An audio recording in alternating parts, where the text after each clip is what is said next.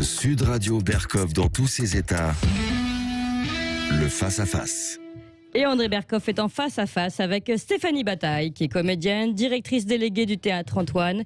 Et son père, le comédien et acteur Étienne Drabert, est décédé du Covid-19 et elle n'a pas pu lui dire au revoir. Bonsoir. Bonsoir Stéphanie Bataille. Bonjour. Je sais plus. Vous savez, je ne sais plus où est le jour et la nuit. Je vous remercie beaucoup de m'inviter. Là, je n'ai plus aucune fonction de métier, ni théâtre, ni comédienne. C'est très gentil de le signaler. Je suis l'ambassadrice de dizaines de milliers de personnes qui sont parties et de centaines de milliers de familles qui sont complètement désœuvrées de la façon dont on s'occupe de nos aînés et de nos moins aînés. Parce que c'est pas une question d'âge. Nous ne sommes pas des yaourts avec une date de péremption en disant écoutez, il lui reste plus que 2 ans, on va le finir. Alors, ce n'est pas possible. Oui. Stéphanie, je voudrais que d'abord, effectivement, on s'est appelé et puis j'ai lu et entendu ce que vous aviez dit et écrit, effectivement. Oui. Et vous, comme vous dites, ils sont des milliers, des dizaines de milliers, effectivement, à souffrir de cette espèce de, je ne sais pas, on pourrait appeler, je ne sais pas comment, de mur de la honte, qui fait que des générations entières ne peuvent pas voir leurs parents, etc. Et vous, je voudrais quand même que vous rappeliez ce que vous avez vécu avec votre père. Alors, d'abord, c'est mon histoire, évidemment, parce que c'est mon père et que on l'a accompagné du début jusqu'à même pas la fin. Mon histoire, c'est l'histoire que je veux raconter de milliers de gens. Voilà. Oui, non, donc, mon histoire, ouais. Mon papa rentre à l'hôpital le 13 décembre dernier à la Pitié-Salpêtrière pour une pause d'un clip mitral, donc en cardiologie. Il est testé, comme tous les gens qui rentrent à l'hôpital. Je parle des patients. Il avait quel âge? Il avait 81 ans. Voilà, mais il était vert, il marchait, il était tout à fait, comment dire, mobile. Il était digne, il était heureux, il avait toute sa mémoire. Voilà. Mais et combien même il en aurait pas, c'était quand même un être humain. Il rentre le 13, aux alentours de 14h. On teste les patients, mais on ne teste pas les infirmiers ni le personnel soignant, car on n'a pas le temps, on peut pas tester tous les jours, c'est ce qu'on vous raconte. Et ils ne sont pas vaccinés. Donc papa rentre, puisque nous, comme beaucoup de gens, je n'ai pas embrassé mon père depuis mars de 2020, comme des milliers de gens, et je n'ai jamais pu réembrasser.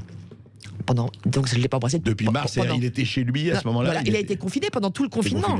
Voilà, il a fait extrêmement attention, port du masque. On le voyait à 4, 5, 10 mètres. On faisait très attention pour les déjeuners. On allait le voir, mais on faisait extrêmement attention. Et lui faisait extrêmement attention également. Alors ce qui s'est passé, c'est qu'il est rentré à l'hôpital. On le teste. Il est négatif. On l'opère aux alentours de 14h. L'opération dure 3 heures. La pose du clip mitral s'est très bien passée. Il a un petit épanchement, ce qui est normal généralement quand on fait une petite opération comme ça. L'épanchement est résolu et on le met dans sa chambre. Il était en cardiologie, mais comme tous les gens qui ont subi une opération, on l'a mis en soins. Pas du tout intensif, mais on l'a mis en cardiologie, soins intensifs. C'est-à-dire que soins intensifs, c'est-à-dire que vous avez des infirmières qui s'occupent un peu plus de vous que si vous étiez en cardiologie tout court. Tout va bien, 14, le 15, le 16, nous allons le voir. Il a faim, on lui apporte à déjeuner et dîner, midi et soir, car malheureusement, à l'hôpital, on mange très mal, alors qu'on sait qu'on est ce qu'on mange et c'est important pour retaper quelqu'un, même un enfant, quand il va pas très bien, on essaie de lui faire des jus d'orange et de lui apporter du réconfort. Donc nous faisions ça avec ma mère, et puis vers le 17, il me demande de lui apporter un baume pour les lèvres. Il avait les lèvres gercées. Je n'y prête pas attention, et puis il me dit j'ai des courbatures dans les jambes, et je ne fais toujours pas attention, et j'en parle aux infirmiers et aux médecins. On me dit écoute, non c'est rien, ça doit être après l'opération, toujours on a des petits troubles, c'est peut-être il a soif, oui, ça doit être l'anesthésie, enfin bon. Et puis bon bref, le 19 il va pas bien du tout, et on dit comme à beaucoup de gens, ah oui, il doit faire un AVC. Il faut savoir que le coronavirus, comme quand il est très très virulent, vous attaque partout, et on peut faire un AVC. On peut faire un AVC.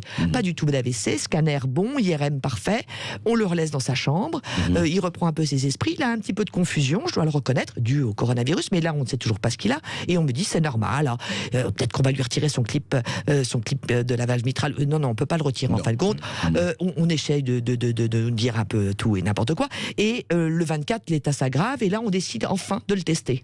parce que là, on dit, bah oui, on va essayer. Jusqu'à là, aucun test, rien. Non, puisqu'il a été testé le 13. On dit qu'on ne peut pas tester tout le temps. Mais quelques jours auparavant, j'avais vu sur une porte d'un patient, parce que maintenant, il faut savoir que chaque patient est en chambre seul. On a personne dans sa chambre pour éviter justement la transmission.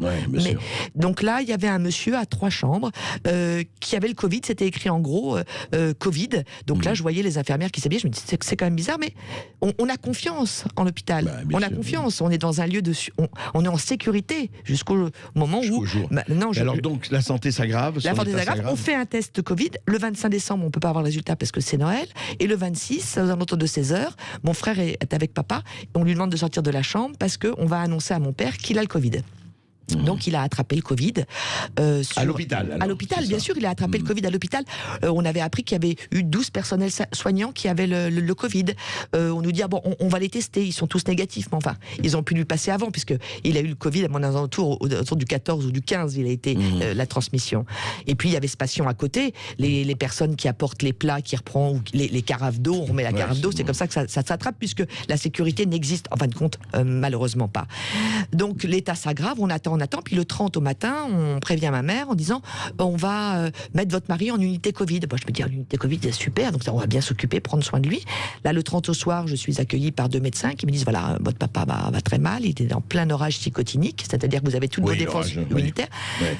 Avec ma cousine qui est anesthésiste, on discute, elle appelle même également les médecins, et donc on le met sous Optiflow. Optiflow, c'est une machine qui est géniale, qui évite l'intubation. On aurait sauvé la vie de dizaines de milliers de personnes lors du premier confinement. Ça évite l'intubation, ce sont des petites lunettes qu'on vous met donc, comme des lunettes, mais avec 2 petites tiges en plastique qui rentrent dans les narines, et ça peut vous pulser de l'oxygène jusqu'à 70 litres, donc beaucoup plus performant qu'un masque en plastique. Et surtout, vous avez l'usage de votre bouche. Vous n'êtes pas du tout gêné. Et mon père détestait le masque à oxygène, c'est très important de le dire, comme beaucoup de patients, côté oppressé, c'était compliqué pour lui, même s'il portait le masque FFP2 à la maison, depuis qu'on nous avait dit que c'était obligatoire, mais même avant il le portait pour éviter quand la gardienne ou quelqu'un arrivait, il mettait le masque. Je reviens donc dans l'histoire, là je dis donc il est dans l'orage psychotique, oui, je peux le voir, non, vous le verrez au dernier moment. Oui, vous le verrez au dernier moment. Mais comment peut-on dire une chose pareille ? Style, voilà, c'est fini, mais vous le verrez quand... Alors je lui dis, écoutez, vous allez lui dire 7 fois à terre, 8 fois debout, c'est un proverbe japonais où on a été élevé dans cette logique. Et vous allez lui demander de se battre comme un lion. Oui, il n'y croit pas trop. Quel est le numéro de confiance ? Alors, ça veut dire quoi, numéro de confiance ? C'est le numéro de téléphone, parce que il peut mourir cette nuit. D'un moment à l'autre. Ouais. Donc je suis un peu interloqué, mais là... Je suis interdite. C'est une énorme déflagration, mais je me dis il faut tenir. Donc je donne le numéro de téléphone de ma mère, de mon frère et de moi. Je m'en vais, je m'écroule dans la rue, j'appelle mon frère, j'essaie de préserver ma mère, je ne peux pas lui annoncer tout ça. Pas de cette façon-là, en tout cas. Enfin, on ne sait plus comment annoncer les choses. Et en 2 jours, mon père sort de l'orage psychotinique. Ils sont surpris. Et l'homme, c'est... et pour eux, c'était fini, quoi. Il est sorti de l'orage psychotinique. Je peux le voir, non, au dernier moment. Il est sorti de l'orage. Non, au dernier moment. Donc, il a été séquestré. Sachez qu'en unité Covid, c'est une porte comme une porte coupe-feu. Les patients sont de l'autre côté. Vous avez le droit de marcher un petit peu dans le couloir et à un moment donné, on vous dit stop. Vous avez le droit d'apporter des effets personnels, donc c'est-à-dire des vêtements amples pour que le patient soit plus à l'aise. Et on a le droit d'apporter à déjeuner ou dîner. Donc tous les jours, nous apportions à déjeuner et à dîner à notre père. Des infirmières charmantes nous prenaient le repas et apportaient... Et vous le voyez, on ne voit pas du tout. Opacité, on ne voit rien. On ne voit rien, il n'y a pas d'écran. Il n'y a rien. Rien du tout. On nous propose, grâce à 2 personnes qui font leur service civique, de pouvoir voir notre père, c'est peut-être ça que vous étiez en train de dire, à l'aide d'un iPad et puis d'un code qu'on vous donne, qu'on vous envoie sur votre téléphone portable et vous avez le droit de le voir à travers un écran, 1 demi-heure par jour, avec un planning bien notifié, car il n'y a que 2 tablettes dans le service. Oui, d'accord. Dans tout le service. Dans tout le service, que 2 tablettes. Vous les avez utilisés ? On l'a utilisé. On a vu notre père qui est sorti, qui était vraiment très content, qui faisait comme ça. Il était sorti de l'orage psychotonique. Oui, tout à fait. Reprenant l'usage de la parole. Oui. Et donc le premier jour, puis le deuxième jour. Donc là, on est aux alentours du 4, 3. Le 3, c'était un dimanche. Donc on a eu le droit à la tablette le 4 janvier, le 5 janvier, et puis le 6 janvier, il allait bien. Il était au fauteuil. Il pouvait se mettre debout. il me dit à ses enfants, approchez-vous de là, sortez-moi de là, je vais crever. On est toujours à l'hôpital, mais on n'a pas le droit de le voir. Je fais intervenir un ami médecin pour essayer de le voir. On dit non, au dernier moment. Donc il se retape, il dit sortez-moi là, j'ai besoin de vous voir. Mais à chaque fois, ils vous disent au dernier moment. Bien sûr. C'est un supplice, on est au-delà, c'est une torture, c'est au dernier moment. Et papa, tu manges? Oui, maintenant je vais arrêter de manger. Donc on continue à porter. Donc il a fait une sorte de grève de la faim. Nous, on était consternés. J'ai appelé, mais vraiment la terre entière, au plus haut niveau. On m'a dit oui, on va voir ce qu'on peut faire. Et mon père pleurait. Les infirmières étaient d'une tristesse dingue. Et on dit, on va en parler au médecin. Votre père est en train de déprimer. Il s'affaiblit. Et mon père pleurait. Je l'ai jamais vu pleurer. Et il nous a dit. Il nous redisait, je vous en supplie, sortez-moi de là. Et le 8 janvier, mon frère a le droit d'aller voir mon père parce qu'il va pas bien du tout. On dira, il a des problèmes cardiaques, mais il s'essoufflait de tristesse. Hein. Alors on lui avait remis un petit peu d'oxygène. Alors que j'ai des messages en disant c'est génial, il a bien saturé l'oxygène, il avait plus d'oxygène, il est à 1 litre, c'est-à-dire rien du tout, c'est juste pour équilibrer. Et le 8 au soir, il est reparti en cardiologie parce qu'on a dit qu'il avait un problème de cœur, hein. Donc ils ont mis ça sous le compte, qui est une ignominie de mots, comorbidité, on vous invente des mots, mais horrible, alors que j'avais pas du tout, il devait sortir le 24 décembre, s'il n'avait pas attrapé le virus, il serait avec nous aujourd'hui, et le médecin nous l'a dit. Donc le 9, il est retourne en cardiologie, là on lui remet un masque parce qu'il n'y a pas d'optiflow, il ne supporte pas le masque, donc il le bouge, donc il décide de l'attacher. Donc mon père a les mains attachées, de chaque côté du lit, et je n'en crois pas mes oreilles, et le 10 on dit écoutez, il va pas très bien, il faudrait venir le voir, et à 16h nous y allons avec mon frère, on s'habille parce qu'on nous dit 4 jours avant il a plus le Covid, là on nous dit qu'il a le Covid, on ne sait pas, j'attends toujours le dossier médical qui devait arriver il y a une semaine, comme beaucoup de gens qui cherchent les dossiers médicaux et les hôpitaux ne les envoient pas, on est au-delà de la honte, et donc là je rentre dans la chambre, je vois mon père qui me voit, qui me fait Steph, pipi. Et là, mon père, tout nu dans son lit, les mains attachées. Je ne fais pas de la théâtralité, je vous raconte ce que j'ai vu. Ça ne se raconte pas, ça se vit. Tout nu dans son lit, sur une grande couche, avec évidemment du pissou. Il n'a pas été changé depuis 4 heures. Je demande aux infirmières de venir, on me dit oui. Elles sont venues, ils l'ont changé, il était plus calme. Et puis dans la nuit, comme il était un peu nerveux, parce qu'à mon avis, il nous cherchait. Hein. C'est trop facile de dire, il faut parler d'humanité. Et il s'est éteint le 11 janvier à 10h45. Stéphanie, on se retrouve juste, on fait une interruption, mais on se retrouve tout de suite. Sud Radio Berkov dans tous ses états. Et nous continuons notre entretien avec Stéphanie Bataille, qui raconte ce qu'elle a vécu, la mort de son père dans des circonstances, et je ne dirais pas hélas exceptionnelles, parce que apparemment, en tout cas elle le sait, et beaucoup d'autres nous l'ont dit, elles ne sont pas justement exceptionnelles, et c'est ça qui est aussi une des dimensions du drame. Stéphanie Bataille, donc vous avez parlé de la mort de votre père, ensuite. Ça, qu'est-ce qui s'est passé ensuite? Alors, moi, je reprends, excusez-moi André, mais je parle pas de mon histoire, je parle de l'histoire de mon père que j'ai vu.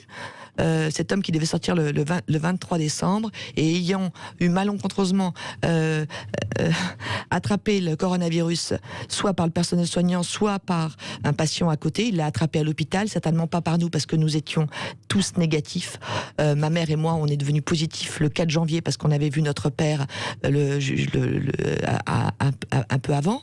Voilà, on a commencé à avoir des petits symptômes, mais donc on a dû l'attraper le 29. Moi, avec maman, on l'a attrapé le 29 décembre. Donc on s'est fait tester le 4 janvier et papa a été testé. Et vous avez eu des effets, enfin ça va? Oui, mais ça va très bien. Je l'ai eu 2 fois. Donc je l'ai eu au tout début du premier confinement, et puis on peut le rattraper, on ne le dit pas.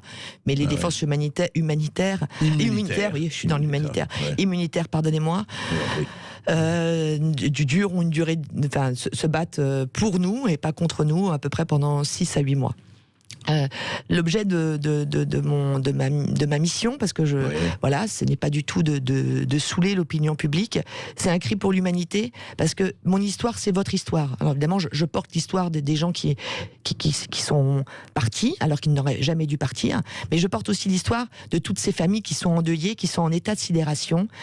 C'est on n'est pas loin pour avoir soutenu et pour soutenir Andrea Bescon, du viol. C'est-à-dire qu'on ne peut pas parler tellement c'est... Et on dit, c'est peut-être normal, mais si je parle, on va me dire, ils sont comme ça, les familles. On va me dire, c'est pas vrai ce que j'ai vu. Alors, moi, je peux vous dire, non seulement c'est vrai, j'ai tous les témoignages des gens, parce que les gens, j'aurais tellement voulu ne pas avoir à parler de ça. Non, je comprends.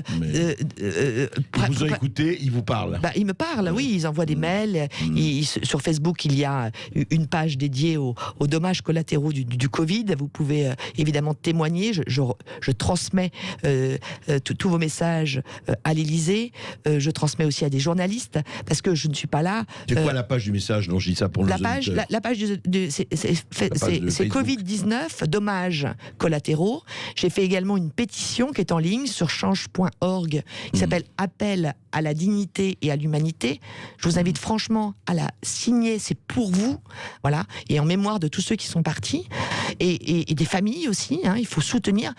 On va faire une page en 2021 dans le pays des droits de l'homme, liberté, égalité, fraternité. Il y a un problème, mais il faut vraiment ne pas être à genoux. Il faut faire les choses de façon très pacifique. Donc je vous invite à écrire, à signer cette pétition. Ouais. Il y a des témoignages tous les témoignages sont poignants, les uns après les autres. Et tous témoignent de la même chose. C'est exactement la même chose. Même chose. Oui, il y a quelque chose près.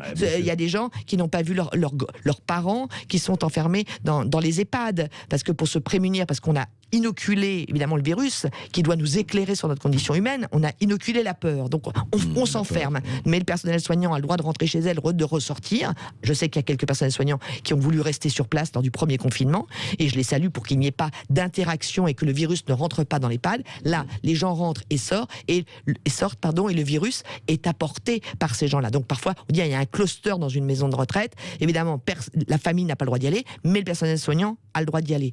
Comme nous, mon frère, ou des milliers, des dizaines de milliers de personnes, on a proposé de s'habiller en tenue infirmière ou médecin, on nous l'a interdit. On était prêt même à payer cette tenue, c'était une question d'argent, parce qu'on ne sait plus à quel sein se vouer. C'est non. Donc l'infirmière peut aller poser une perf, peut changer mon père, mais les enfants, la femme, n'a pas le droit. On vous l'interdit. On est dans le pays des droits de l'homme, je pense qu'il y a vraiment des questions à se poser urgemment. C'est vrai aussi, Stéphanie, que le personnel soignant quand même a été là, et heureusement qu'il a été là. Bien sûr, mais c'est pas, je n'incrimine pas du tout les infirmières. Ce sont les dirigeants, les gens au-dessus qui, je pense, n'ont plus de cœur. On les a complètement déshumanisés. C'est-à-dire que ça n'existe pas. Je n'ai jamais vu, moi je me souviens d'un médecin de famille, d'un médecin de campagne, mais on parle. C'est pas je regarde ma montre, j'en ai pour 10 minutes. Parler. Et je me souviens, j'avais des très gros maux de tête, il m'a parlé, j'avais plus mal à la tête. Voilà. Le médecin traitant. Médecin traitant, il est là pour traiter. Mais il va falloir arrêter cette robotisation, il faut arrêter de faire des tableaux Excel, il faut arrêter de nous parler de chiffres tous les soirs. Alors c'est combien ce soir, chérie? On est à 22 000. 4 000. Ah bah tu vois, on va pouvoir réouvrir. Et ce soir, ça va être à nouveau un chiffre de dingue. Et on nous annonce les morts. C'est pour ça que je redemande. J'aimerais connaître réellement le nombre de morts dans les hôpitaux, parce qu'on nous donne que le chiffre des hôpitaux. Il y en a bien plus. Il y a plein de gens qui meurent chez eux du coronavirus parce qu'ils sont tout seuls et qu'ils ne connaissent pas les symptômes. Leur corps ne les alerte pas. J'aimerais savoir sur ce chiffre qui sont réellement rentrés à l'hôpital pour des problèmes respiratoires, avec insuffisance respiratoire, et qui malheureusement n'ont pas passé le cap, et ceux qui sont rentrés pour une toute autre chose, une opération, et ont attrapé le coronavirus, et on laisse... Et donc, je pense que le chiffre est dingue. Non, et puis Stéphanie, je ne sais pas si le chiffre est dingue, mais il faut aussi dire, parce que vous savez très très très bien qu'on meurt beaucoup plus du cancer, des infarctus, et du tabac, etc., coronavirus, mais on met aujourd'hui, on le sait, on met coronavirus des gens qui ne sont pas du tout morts du coronavirus. Bien sûr, parce que les hôpitaux touchent des primes pour chaque mort du coronavirus. Les directeurs d'hôpitaux ont des primes de l'État, ce qui est effrayant. Je vous parle donc la fin la fin, qui n'est que le commencement, de mon papa, après l'avoir découvert tout nu dans son lit, les mains attachées, on vous dit c'est normal, on n'a pas le temps d'habiller les gens. Mon papa, donc, s'est éteint, notre père, s'est éteint à 11h moins le quart du matin, le 11 janvier. On a eu le droit de le voir 2 heures, et après on nous a dit, vous ne pourrez plus le voir. Pardon ? Vous ne pourrez plus le voir, on va le mettre sous housse, mais on aimerait l'habiller. Non, on n'habille pas les morts, donc on s'assied sur tout le respect des rites mortuaires, c'est-à-dire que c'est la fin du monde. Hein. On est devenu humain au moment où on a commencé à enterrer nos morts avec des rites. On a toujours habillé nos morts avec des petits présents, des fleurs. On a fait des pyramides en Égypte. Il y a des rites mortuaires. Quand on a découvert Lucie, on a vu également qu'il restait quelques petites choses à côté d'elle, m'avait dit Yves Coppens. Donc mon père est parti, comme des dizaines de milliers de personnes, dans une housse en plastique. Donc c'est une housse comme une housse de vêtements, fermée, tout nu, avec un code barre et écrit Covid à la main, et on n'a plus le droit de le voir. Patrick Pelloux s'est insurgé et s'insurge depuis le début, et comme pas mal de médecins en disant que c'est inadmissible, comme Marie de Henzel, mais ça continue, à la chambre mortuaire. On m'a dit, le jour de son enterrement, donc là, on a récupéré mon papa, mon père, le cercueil, avant d'être fermé, vous avez le droit de transmettre des mots ou un effet personnel, mais on n'a pas le droit, nous, d'y aller, et on vous propose de faire une photo. On peut vous montrer la photo, mais c'est un sac plastique. Mais jusqu'où on va aller? Non, mais je pose la question, jusqu'où est-ce possible d'aller? C'est quoi le projet d'après? Et donc le cercueil, voir la figure de votre père, ça s'appelle l'adieu au visage. Qui est tout à fait normal, puisque d'abord on reconnaît visage, au moment où on ferme le cercueil, on doit bien. On n'avez pas pu le faire. C'est pas que j'ai pas vu, on n'a pas le droit. C'est interdit. Alors maintenant, il y a un décret, paraît-il, depuis le 21 janvier, alors, où maintenant on autorise. Mais comme de toute façon, c'est décret sur décret, le décret annule le décret de la semaine dernière, on nous a expliqué que dans les hôpitaux, ils reçoivent 120 pages de décret, il n'y a qu'un mot à mettre et qui est obligatoire. C'est humanité. Donc on doit voir les gens. Mon père devait sortir, il a attrapé le coronavirus, donc c'est la première peine. La deuxième peine, il a été enfermé de façon innommable, qui rappelle des faits historiques qui sont absolument odieux. Voilà, il a souffert. Je ne sais pas s'il y a eu de la maltraitance, mais de nous supplier de sortez-moi de là, sortez-moi de là. Mon père n'était pas du tout une mauviette, donc il y a eu un problème. Et ensuite, il est mort tout nu. Et avant de mourir, il était tout nu dans son lit sur son pipi. Ensuite, il est mort tout nu, attaché. Et on n'a pas pu le voir. Je ne sais pas si c'est mon père qu'on a enterré. Comme des milliers de personnes. Vous savez qu'il y a eu des erreurs, hein. Ils se sont rendus compte. Non, mais le même corps de madame. L'erreur, c'est terrifiant déjà. On ne peut pas. De quoi nous parlons? De quoi suis-je obligé de parler? Stéphanie, on se retrouve avec les auditeurs de Sud Radio et vous-même après cette pause. Voilà, vous l'avez compris, vous pouvez tous réagir à ce terrible récit au 0826 300 300, on vous attend. Sud Radio Berkov dans tous ses états. Et c'est à vous, auditeurs de Sud Radio, de réagir au 0826 300 300. Vous avez sûrement écouté justement le très dur témoignage de Stéphanie Bataille. Et vous êtes très, très, très nombreux à vouloir réagir. On va donner la parole à Sylvie, qui nous appelle d'Avranches. Bonjour Sylvie. Oui, bonjour Sylvie. Bonjour Sylvie. Bonjour. Je vous appelais parce que l'indignation soulevée par votre invité, c'est une indignation que j'ai depuis des mois pour avoir des cas comme ça. Je peux vous en citer au bas mot 10, 15, sans y être en plus je n'ai pas été touchée personnellement, mais dans mon entourage, où je connais encore une petite mamie de 90 ans à Avranches qui depuis 15 jours ne voit plus sa famille parce qu'il y a eu un cas positif dans l'EHPAD, coupé totalement de sa famille. Bon, donc des cas comme ça, il y en a plein. Moi, j'ai 2-3 réflexions par rapport aux témoignages. Il y a un truc, par exemple, qui me choque un peu, c'est que à l'heure actuelle, dans l'État, un monsieur qui est opéré et qui commence à dire qu'il se sent pas bien, qu'il faille attendre un test. On dirait qu'aujourd'hui, on n'observe plus les patients. Bon, ça c'est le premier point, mais en plus, là, sur ce cas-là, et il y en a plein de cas comme ça, moi, je suis désolée Enfin, ce n'est que mon opinion. Non, mais allez-y, mais moi, j'ai le sentiment que votre papa, il est mort de tristesse. Ah ben évidemment, mais Sylvie, pardon, merci de témoigner pour tous ceux qui nous écoutent et tous ceux qui sont dans la souffrance. Il est mort de tristesse, c'est tout à fait ça. Il s'est épuisé. Mais moi, j'en ai la chair de poule parce que j'en connais plein. Ça. Mais il faut s'insurger, c'est pour ça que je prends la parole, que je suis l'ambassadrice, parce que les gens n'ont pas eu la force. Et les gens sont anéantis, c'est ce que je disais. C'est tellement incroyable ce en face de quoi on est confronté. Mon papa est mort de tristesse comme des milliers de gens. On les laisse mourir, Sylvie. Oui, Sylvie, vous vouliez ajouter un troisième point, Sylvie. Oui, il y a un troisième point qui me fait vraiment... Vous voyez, elle vous a décrit les 6 derniers mois de la vie de... Enfin, vous nous avez décrit, madame, les 6 derniers mois de la vie de votre papa. Ah non, pardon Sylvie, les 10 derniers jours. Les 10 derniers jours. Non, mais avant ça, il a mis le masque, on l'a pas touché. Bien sûr. Et j'ai envie de dire aux gens... Embrassez vos parents, embrassez vos enfants, touchez-vous. Il y a un moment donné où on est dans un monde où nos propres enfants qu'on a mis au monde, dont on s'est occupé, qui deviennent nos ennemis. Il faut pas toucher, il faut pas. Je me dis, mais dans quel monde on vit? Dans ce monde-là, Sylvie, dans ce monde-là. C'est pour ça qu'il faut absolument réagir, il faut absolument signer cette pétition pour la dignité, et l'humanité sur change.org. Je souhaite aussi les témoignages. C'est pas du tout pour me gargariser parce qu'il va falloir, je les envoie à qui de droit à l'Élysée sur l'adresse mail suivante: Stéphanie Bataille pour vous, sans accent, PH Stéphanie STEPHANIE BATAI2LPOURVOUS, Stéphanie Bataille pour vous en un seul mot, @gmail.com. C'est ce que j'avais vu dans le... Mais c'est vraiment le message, j'ai envie de dire aux gens, c'est même pas, vivez, sortez, mais c'est surtout, touchez-vous, embrassez-vous, on va mourir de ça.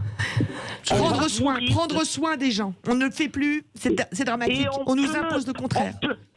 Vous savez, moi, j'ai accompagné un monsieur qui est mort du sida il y a des années de ça. À l'époque, on s'en foutait, c'était que des homosexuels, donc tout, mais on m'a jamais demandé. Par contre, je tiens à préciser qu'il est parti dans un sac plastique, tout nu aussi, parce qu'à l'époque, il fallait pas... Je m'étais battue pour ça à l'époque, j'avais trouvé ça ignoble, mais ça n'intéressait personne. Mais aujourd'hui, il faut vraiment reprendre la bataille et que les gens puissent partir dignement. Accompagner, toucher.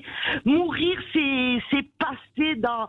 Il faut être accompagné quand on part. On ne peut pas partir seul. Merci Sylvie, merci de dire ça. Merci Clémence. beaucoup. Allez, on va donner la parole à nos autres auditeurs parce que vous êtes très très nombreux. On va donner la parole à Maude qui nous appelle de Saint-Denis. Bonjour Maude. Bonjour. Oui, bonjour Maude. D'abord, je vous présente, je comprends pas, mais je l'ai pas vécu, mais en tout cas, je suis de tout cœur avec vous concernant la mort de votre père. Malheureusement, le Covid-19 n'a fait que révéler les failles de l'humanité. De l'humanité, et surtout les failles du traitement en fait, des personnes qui sont malades aujourd'hui, et encore, je parle aussi des personnes âgées. Ça fait quand même un moment qu'on en entend parler, que personne ne fait jamais rien, et c'est pas faute de l'avoir crié haut et fort. Donc c'est un combat qu'il faut mener en effet pour qu'on retrouve aussi notre humanité, nous en tant qu'hommes.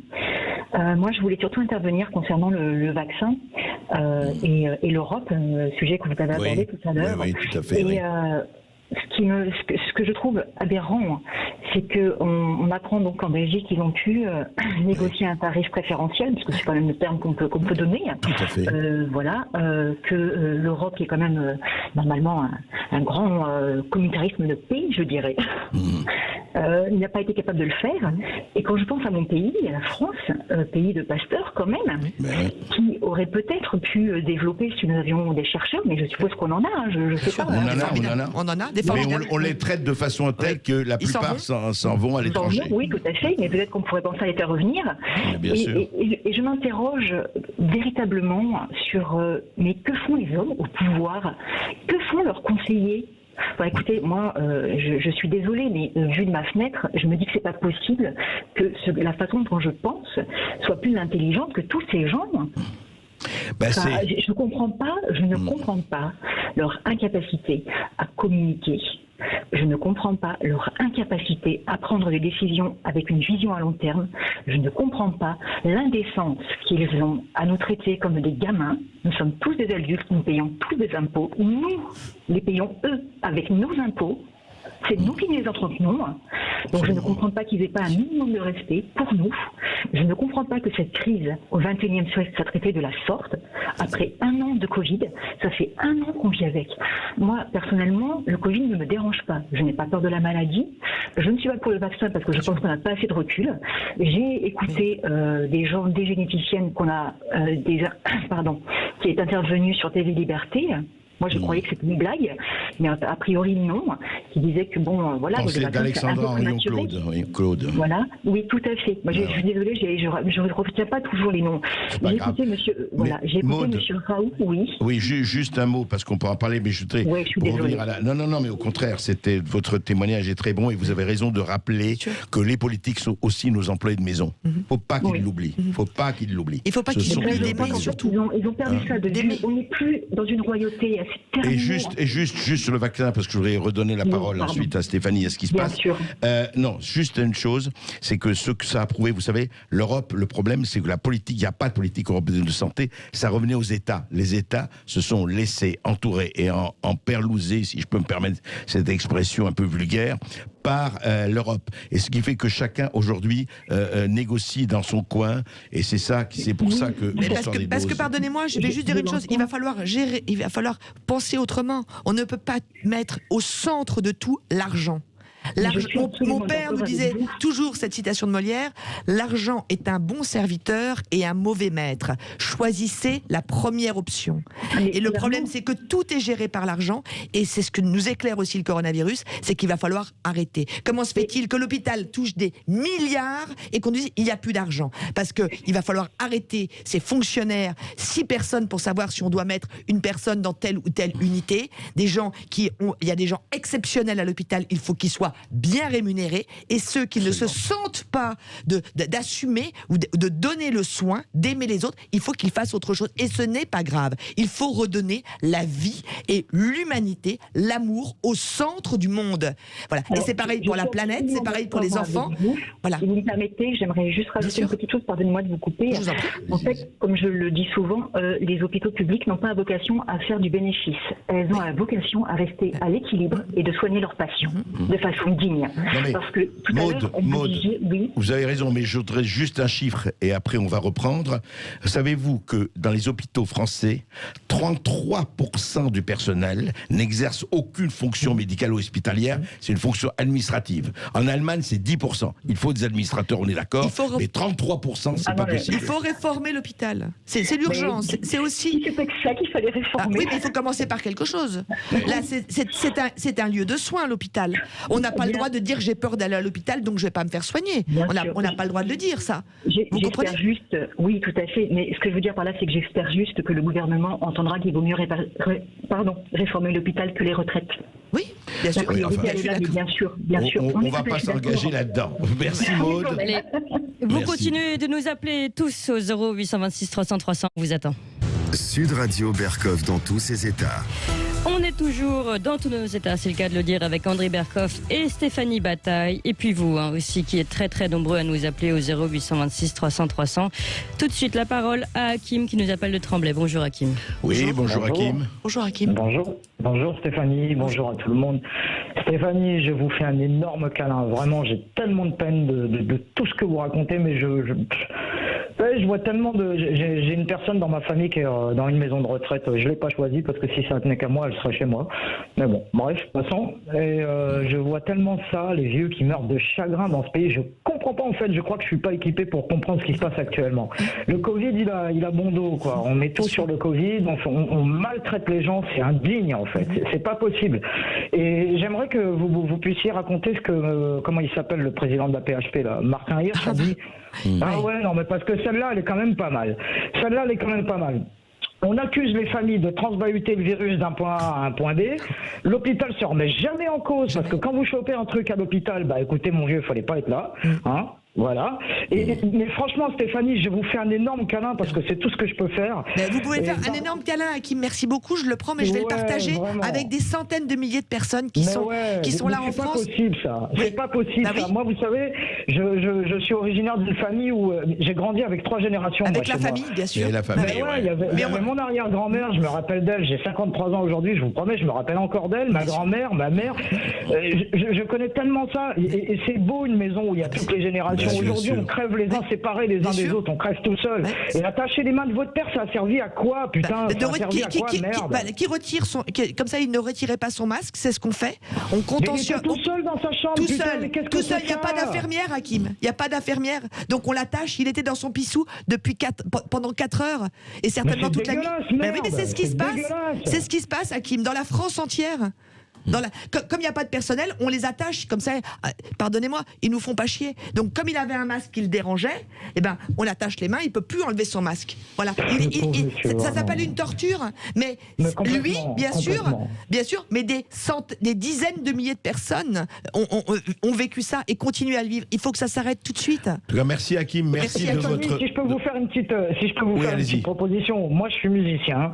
Si jamais vous avez porté une plainte ou quoi que ce soit, si vous avez vraiment besoin d'un concert pour vous permettre de récolter des fonds, je laisse mes coordonnées, vous me contactez, je le fais avec grand plaisir. D'accord, c'est très gentil. Donnez-les au standard, merci Hakim, merci beaucoup, et merci à vous et à votre réaction. Je vous embrasse Stéphanie, vraiment chaudement. Merci. Merci beaucoup Hakim. On va donner la parole à Bruno qui nous appelle de l'Aveyron. Bonjour Bruno. Bonjour Bruno.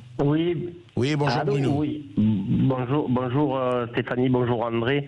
Voilà, écoutez, suite au message d'Hakim, c'est le même ressentiment de mon côté.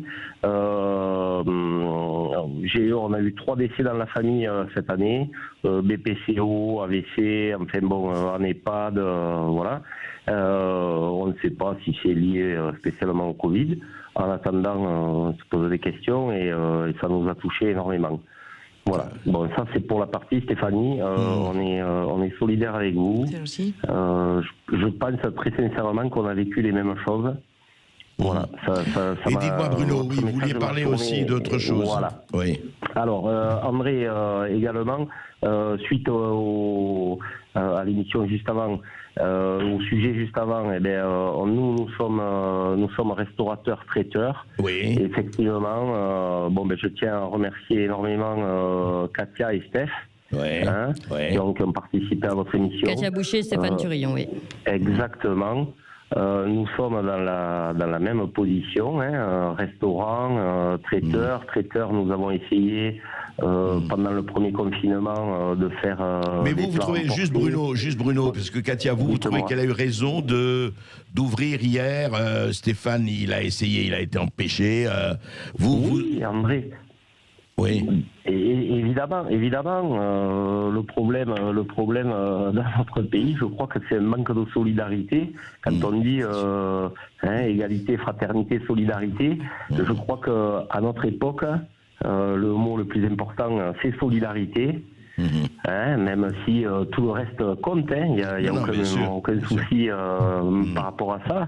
Mais la solidarité en ces périodes, ça compte.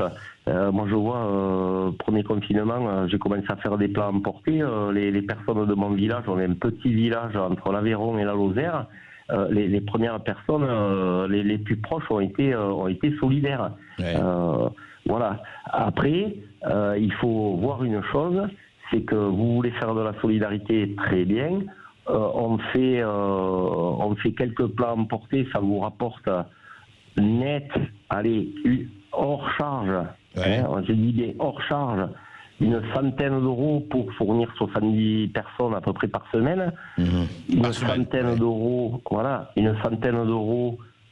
peut-être net, on n'a pas fait le calcul à la virgule. Voilà, net par semaine, ça vous fait 400 euros par mois, on est en dessous de RSA.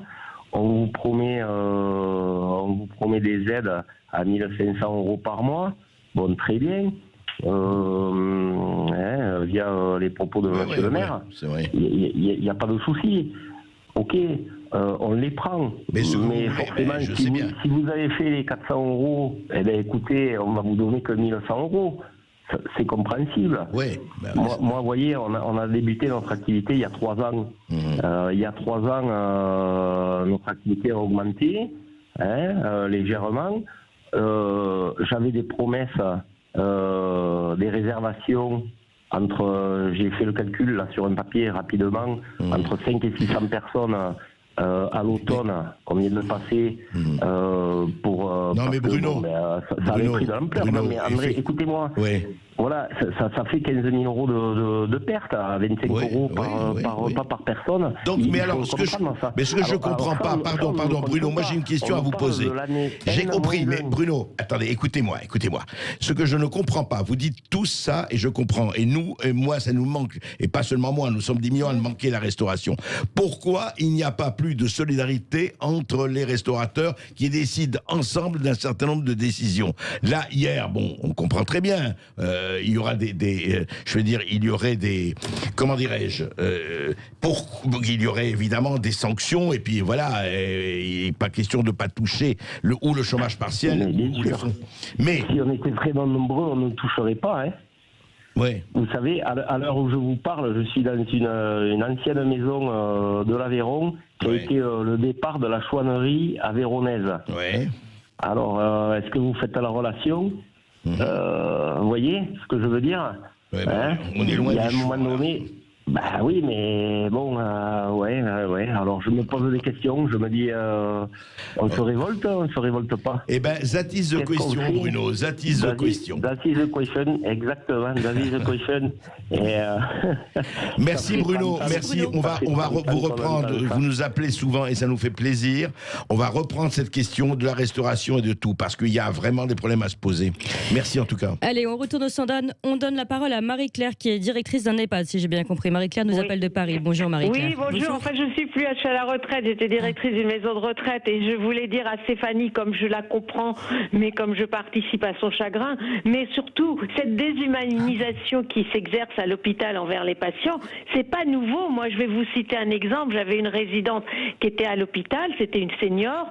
Elle était tombée. Elle pouvait pas se lever seule. La nuit, quand elle appelait pour qu'on l'aide à aller aux toilettes, on lui répondait: mais madame, on vous a mis une couche.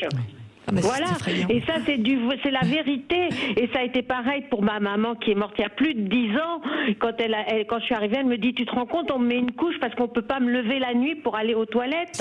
Donc c'est la vérité, ça dure depuis des années. Donc la France n'a plus le système français. Aujourd'hui, les gens qui ont de l'argent, ils ne vont pas se faire soigner en France, ils vont aux États-Unis, au Canada, ailleurs, viennent se faire soigner en France que les gens qui ont droit à l'AME ou à la sécurité sociale. Et vous allez interroger Martin Hirsch sur ce qu'a vécu Stéphanie Bataille, ce que vous avez vécu et comme vous le dites, beaucoup l'ont vécu. Il trouvera toujours des excuses pour dire que, et il mettra votre témoignage en doute, parce que ce qui compte, c'est ce qui rentre dans sa poche, parce que c'est nous qui les payons, ces gens-là. Et monsieur André Berkoff, j'aimerais bien que vous fassiez une émission, parce qu'aujourd'hui, le produit, les recettes fiscales, elles vont diminuer. Il y a déjà moins de 50% de foyers qui payent de Français qui payent les impôts, et les revenus, les impôts vont diminuer. Donc, mais vous croyez que les subventions au Sénat, les subventions sociales vont diminuer? Non, ces gens-là. Et aujourd'hui, on dit les étudiants, on monte les étudiants contre les retraités. Moi, je suis retraitée et j'entends dire: oui, mais les retraités, vous avez rien, vous perdez rien. Bah si, on perd parce qu'on aide nos enfants, nos petits-enfants et tout. Mais ces gens-là, tous ces hauts fonctionnaires, la réforme à faire en premier, tous ces hauts fonctionnaires de plus de 65 ans à la retraite, les Juppé, les Fabius, tout ça, qui cumulent des retraites. C'est quoi cette affaire-là? Alors qu'est-ce qu'on me dit à ça, monsieur Berkoff? Alors moi je vais vous dire, on en a souvent parlé des hauts fonctionnaires, on a fait une émission entière là-dessus. Vous savez ça, et ça va être, et ça ne veut pas dire qu'il ne faut pas le faire. Vous savez, la France est encore une monarchie républicaine, dit-on. Je ne sais pas si elle est républicaine. Le problème, c'est que les politiques passent, les ministres passent, encore qu'il a président de bonne retraite, mais la haute fonction publique reste. Et voilà. Et qui dirige la France? 5000 personnes. Les 5000 à 10 000 personnes de la haute fonction publique qui sont la garantie de l'emploi, la garantie de la retraite, etc. Et c'est ça le problème de la France. On est encore dans le clergé, la noblesse et un tiers-État complètement divisé. C'est pour ça qu'il n'y a rien d'autre. C'est que le tiers-État aujourd'hui, c'est pas comme 1788, vous voyez? C'est autre chose.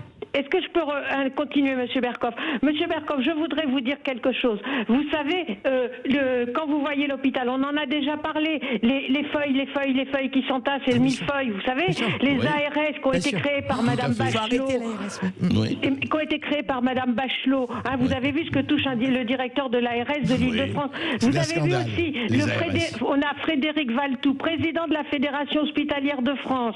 Alors Martin Hirsch, il fait quoi là-dedans? Tous les deux, il y a des doublons dans les emplois. Les jeunes aujourd'hui, il y a des jeunes aujourd'hui qui sont capables de prendre des places de hauts fonctionnaires. Et je vous assure que tous ces jeunes-là, ils n'auront pas besoin des privilèges qu'on accorde à tous ces gens-là. Et c'est sur notre jeunesse qu'il faut compter pour relever la France. Parce que notre jeunesse actuelle, elle n'aura pas besoin, s'il y en a un qui est sénateur, il s'en fout d'avoir après des frais obsèques pour enterrer. Il n'a pas besoin qu'on paye ses enterrements et ceux de sa famille. Il n'a pas besoin qu'on lui paye des voyages à vie. Notre jeunesse, elle est moins exigeante pour diriger un pays, elle est moins exigeante de privilèges. Ça, c'est vrai. Merci, madame. C'est tout ce que j'ai à dire. Et là-dessus, il va falloir que la jeunesse se réveille et sache, parce que la jeunesse, elle ignore tout ça. Quand je parle avec eux, elle ignore. On en parle et justement, il lui appartient aussi de se réveiller. Tout le monde est responsable dans cette histoire, tout le monde. Et il ne faut pas que les gens soient uniquement victimes et se plaignent et pleurent. Qu'ils réagissent. On en parle avec Stéphanie Bataille tout de suite après ça. Et continue de réagir en nous appelant au 0826 300 300. À tout de suite. Sud Radio Berkoff dans tous ses états. André Berkoff, Stéphanie Bataille et vous tous qui nous appelez. Vous êtes tous dans tous vos états et on vous donne la parole. On donne tout de suite la parole à Yvette qui nous appelle de Perpignan. Bonjour Yvette. Oui, bonjour Yvette. Bonjour Yvette. Bonjour vous trois. Donc moi je voulais témoigner un peu comme la dame, la Sylvie là. Mais Stéphanie. Bon, c'est pas tout à fait la même chose. Comme Sylvie, oui. C'est pas tout à fait la même chose. C'est-à-dire que j'ai mon amie, elle a perdu sa maman. Et au début elle était hospitalisée pour un défaut de valve au cœur, elle avait 82 ans. Et alors à ce moment-là, ils lui ont dit c'est un défaut de valve. La première semaine, on va voir si on trouve un cardiologue prêt à faire ce qu'il faut, parce qu'en ce moment c'est difficile. Deuxième semaine, oui, ben non, on n'a pas toujours trouvé, il faut mieux qu'on la laisse dans nos services et tout. Troisième semaine, là, ils ont dit elle a fait un arrêt du cœur. Est-ce que le prochain coup qu'elle fait un arrêt, est-ce qu'on la réveille ou est-ce qu'on la laisse? Parce que là, vu dans l'état qu'elle est... Ils ont demandé ça à sa fille, c'est ça?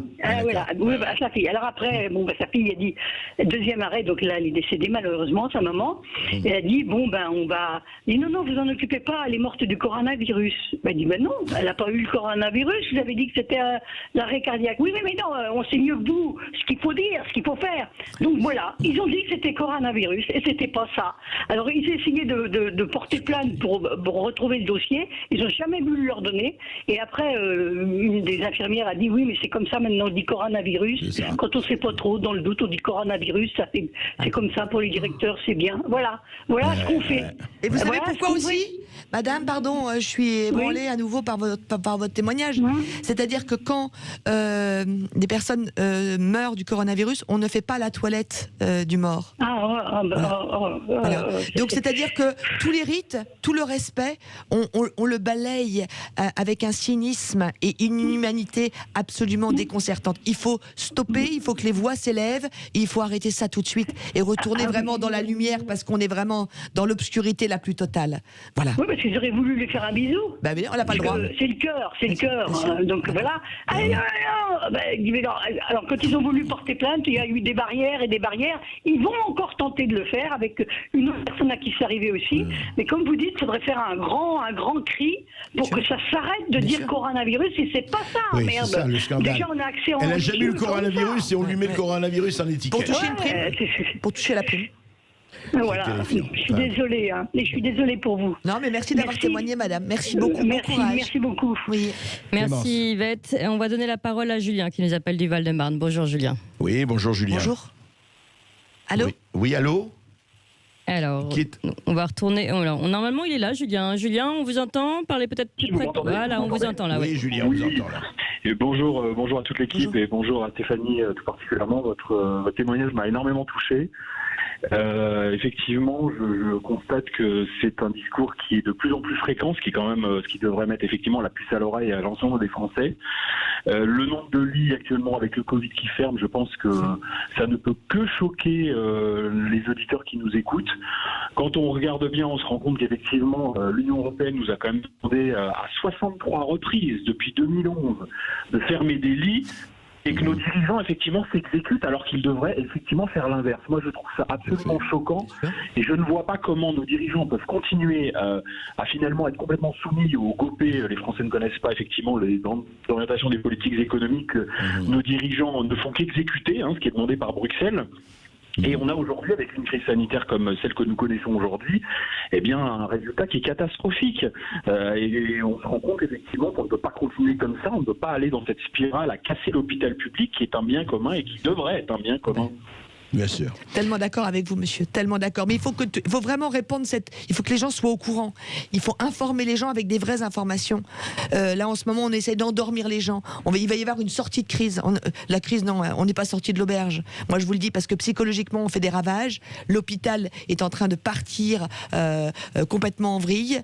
Il faut retrouver les vraies valeurs. J'aime bien cette phrase que j'ai entendue dimanche dernier. Faites de votre vie un chef-d'œuvre et pas un massacre. Et malheureusement, là, on est vraiment dans le massacre à tous les niveaux. Il faut vraiment que les gens prennent conscience de ça. Comme les gens, ils ont peur, ils n'écoutent pas. Il faut se stopper et dire comment ça se passe. C'est très, très important. Merci beaucoup, Julien, pour votre témoignage. Mais je vous en prie, tout mon soutien également à vous, Stéphanie. Merci beaucoup. Merci, Julia. Stéphanie, en fait, après, je voudrais savoir, puisque ça fait maintenant, ça fait le 11 janvier, nous sommes aujourd'hui 3 semaines exactement. Les réactions que vous avez eues de la part, vous avez vu sûrement des médecins, je ne parle pas des amis, je ne parle pas des relations, je parle des médecins, etc., que vous avez vus après. Je suppose que vous avez vu des médecins, soit de cet hôpital. Comment ils réagissent? Alors, au niveau, après mon intervention sur C'est à vous, j'ai reçu un mail d'une responsable entretien clientèle. C'est comme ça que ça s'appelle à l'hôpital. Déjà, j'ai un peu de soucis. Qui nous a demandé de venir, mon frère et moi, pour rencontrer de l'hôpital où était votre père. À la Pitié-Salpêtrière. Donc, on a rencontré le grand Ponte en cardiologie, qui est un homme exceptionnel, qui est dans la même veine que le professeur Cabrol, donc un homme de savoir, un sachant, avec une écoute extraordinaire, en présence des 2 chirurgiens qui s'étaient occupés de mon papa, de cette femme et donc de mon frère. Lui, il était abasourdi de ce que je lui ai raconté, en disant c'est pas possible. Donc, il a pris note de tout, de ce que mon frère disait et moi, que la façon de la maltraitance. Je ne suis pas en train d'attaquer le soin de et avec on a eu le témoignage que l'opération s'était très bien passée. Donc, mais on n'a toujours pas le dossier. J'espère que le dossier ne va pas bouger. Vous voyez ce que je veux dire, parce que les gens sont très inquiets aussi de ça. Et donc, il a pris note de tout ce qu'on avait dit, surtout sur la maltraitance de la faim, en disant on n'a pas le droit d'attacher quelqu'un s'il supporte pas le masque. J'ai demandé est-ce qu'on peut avoir de l'optiflow? Il n'y a pas d'optiflow en cardiologie, ce qui est inadmissible, et qu'on dise pas on n'en a pas besoin. On n'a pas besoin non plus d'un extincteur là. Donc il nous a écoutés et il a pris bonne note. Et en revanche, après, nous sommes allés en gériatrie Covid. On a été reçus par le professeur Verny. Et là, vous tombez de l'armoire. Ah bon? C'est-à-dire? C'est comme ça. On voit les c'est normal. Bien sûr, on voit les patients au dernier moment. Mais monsieur, mon papa, il est sorti de l'orage psychotinique. On aurait pu s'habiller. Non. Mais vous ne comprenez pas. C'est comme ça que ça se passe. Vous êtes très triste, vous êtes en colère parce que vous avez perdu votre père. Je dis non, je ne parle pas que de mon père. C'est mon père qui m'a mis la lumière sur ce qui se passait. Parce qu'on ignore tant qu'on ne le voit pas. Moi, j'ai la possibilité, parce que on s'est déjà croisés, vous m'invitez, les gens me connaissent, donc, et j'ai envie de hurler. Donc, au lieu de hurler, je ne hurle pas, je veux dénoncer. Je veux dire, ça suffit. J'essaye d'éclairer, de savoir comment ça se passe, parce que les gens, ils sont anéantis. Je suis la porte-parole de centaines de... Et lui, c'est normal. Lui, il trouvait ça normal. Tout à fait. Je lui ai demandé de me regarder dans les yeux et de dire, le jour de votre mort, vous penserez à moi. Voilà, je ne l'ai pas appelé professeur parce que professeur c'est tellement magnifique l'enseignement. Mais de toute façon, on a tout cassé. On a cassé l'école, on a cassé la famille, parce que là c'est ce qu'ils font, ils cassent la famille. C'est-à-dire qu'il y a des enfants, moi j'ai des témoignages de petits-enfants de 5-6 ans qui cherchent leur papy partout. Parce que le papy habitait... Mais rappelez-vous, on a dit papy et mamie doivent manger dans le salon pendant que vous mangez dans la cuisine. C'est quoi? Donc on a pété la famille, on a pété la justice, on pète l'hôpital, et on pète l'école. Mais jusqu'où? Il faut arrêter, il faut se poser. Là, il faut se poser tout de suite et arrêter de parler de la sortie de crise et que le 440, ils n'ont jamais gagné autant d'argent et que le pauvre, et on vous annonce ça au milieu de nulle part, les pauvres sont de plus en plus pauvres. Il va falloir prendre conscience de ça et réfléchir sans rien casser, je demande. Mais là, il va falloir faire une table ronde avec des gens de la société civile et remettre les choses, mais vraiment dans l'humain. Dans l'humain. Le 21e siècle, c'est maintenant. Mais remettre l'église au milieu du village. Tout à fait, exactement. Au vrai sens du terme. Bien sûr, l'humain autour. L'humain. Oui. Alors rapidement, on va donner la parole à Patrick qui nous appelle des Yvelines. Bonjour Patrick. Oui, bonjour Patrick. Oui, bonjour à Madame Bataille et à vous, Monsieur Berkoff. Je suis content de savoir qu'il y a une radio où les gens peuvent quand même s'exprimer librement. Vous m'entendez? Oui, très bien Patrick. Et voilà. ça continuera. Merci en tout cas. Merci. Ben oui, je suis déjà terminé, mais là je suis vraiment secoué, remué par le témoignage de Stéphanie, parce que vous savez, père d'un père, moi mon père est mort de la maladie de Charcot, enfin pas de Charcot, c'est la SLA. À l'Hôtel Dieu, il était suivi par méningée. Bon, ils ont dit il n'y a plus grand chose à faire parce qu'il y a très peu de malades, et puis il était atteint par la gorge et c'est la phase la plus critique. Donc en 2 ans et demi, je l'ai vu fondre. 25 kilos, phonotone, synthétiseur de voix, enfin bref. Mais là, ils l'ont quand même euthanasié. Si à l'époque j'avais pu intervenir parce que je suis devenu croyant, j'aurais prié, puis j'aurais dit non, je suis contre, mais enfin bon, bref. Ouais. Aujourd'hui, on n'a même plus la liberté de dire non ou oui pour son père. Mais là, ce que vient vivre Stéphanie, c'est l'horreur. Non mais, c'est l'horreur, monsieur, il n'y a pas d'autre nom. Monsieur, d'abord, moi, je l'ai vécu, mais j'étais spectatrice.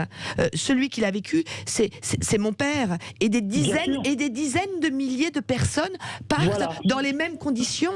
Donc je suis touchée. Je partage votre sensibilité, votre émotion sur l'histoire de mon père, mais je la partage avec tous ceux qui sont partis de cette façon-là. Ils sont des dizaines de millions, de milliers de personnes. Je suis d'accord avec vous, Stéphanie, mais je veux simplement vous dire, vous croyez qu'encore à la négociation on peut. Ces gens-là, dites-le vous bien, ils sont arc-boutés. Je viens d'appeler le standard de l'Élysée, mais j'ai été pas menaçant, mais j'ai dit, si vous continuez comme ça, ils vont mettre le feu partout. Et elle m'a dit, vous allez y passer. Et vous savez ce qu'elle m'a répondu? Non. Vous y passerez aussi. Voilà ce à quoi vous êtes opposés. Il faut être conscient que c'est des gens qui ne reculeront devant rien. Ce sont des doctrinaires, ce sont des doctrinaires, des idéologues complètement enracinés dans un dogme qui est diabolique. Moi, j'interviens simplement pour dire, on va à la confrontation, on n'aura pas d'autre choix. Ces gens-là ne dialoguent pas, il faut le savoir. Il y a une fin de non-recevoir. En face, ils ont une armée financière de feu, il faut le savoir. Je ne crois pas à la négociation. Il arrive un moment, et là, c'est un cri, et je pense que plein de gens vous ont écouté, et ça va grossir. Parce que la France n'est pas destinée à s'écraser comme une mule. Je crois que le destin de la France, c'est quoi? C'est d'abord, pour moi, c'est la maison de repos de Dieu. Chaque être humain, dans son cœur, il a son pays et la France. Et je crois que quand la France ne s'exprime pas et ne se bat pas pour la liberté, France égale liberté, et le monde n'est plus le même. Et je pense que le destin de la France, c'est de se lever et de ne pas se laisser devenir un pays d'esclaves. Elle n'a pas été appelée pour être comme ça. Écoutez, ainsi soit-il, comme on dit. Merci Stéphanie Bataille, merci pour. Je crois qu'on va continuer à parler de tout ça. Et n'oubliez pas, change.org pour la pétition, effectivement. Alors, la pétition, c'est un appel à l'humanité et à la dignité. Vous la trouverez sur change.org. Je vous invite à la signer. Pour ceux qui n'étaient pas au courant, vous faites comme vous voulez, mais regardez la portée de tous ces témoignages. On n'en croit pas, nos yeux. Tout à fait. Voilà, vous pouvez retrouver d'ailleurs ce lien sur tous nos réseaux, sur Sud Radio, et cette interview sur YouTube et sur notre podcast de Sud Radio. Et puis dans quelques instants, Sud Radio continue avec Brigitte Lahaye. À tout de suite.